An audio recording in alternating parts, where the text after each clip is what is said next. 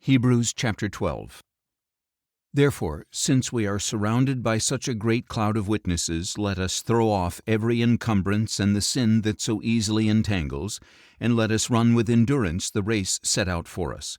Let us fix our eyes on Jesus, the author and perfecter of our faith, who for the joy set before him endured the cross, scorning its shame, and sat down at the right hand of the throne of God.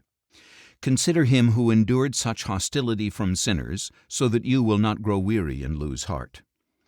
In your struggle against sin you have not yet resisted to the point of shedding your blood, and you have forgotten the exhortation that addresses you as sons.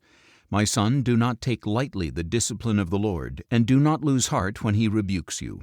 For the Lord disciplines the one he loves, and he chastises every son he receives. Endure suffering as discipline. God is treating you as sons. For what son is not disciplined by his father? If you do not experience discipline like everyone else, then you are illegitimate children and not true sons. Furthermore, we have all had earthly fathers who disciplined us, and we respected them. Should we not much more submit to the Father of our spirits and live? Our fathers disciplined us for a short time as they thought best, but God disciplines us for our good, so that we may share in his holiness. No discipline seems enjoyable at the time, but painful. Later on, however, it yields a harvest of righteousness and peace to those who have been trained by it. Therefore, strengthen your limp hands and weak knees. Make straight paths for your feet, so that the lame may not be disabled, but rather healed. Pursue peace with everyone, as well as holiness, without which no one will see the Lord. See to it that no one falls short of the grace of God, and that no root of bitterness springs up to cause trouble and defile many. See to it that no one is sexually immoral or is godless like Esau, who for a single meal sold his birthright. For you know that afterward, when he wanted to inherit the blessing, he was rejected. He could find no ground for repentance, though he sought the blessing with tears.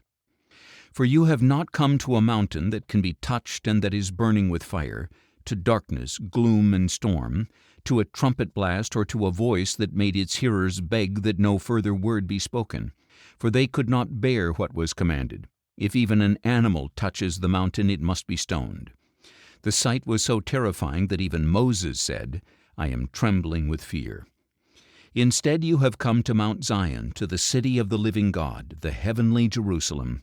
You have come to myriads of angels in joyful assembly, to the congregation of the firstborn enrolled in heaven.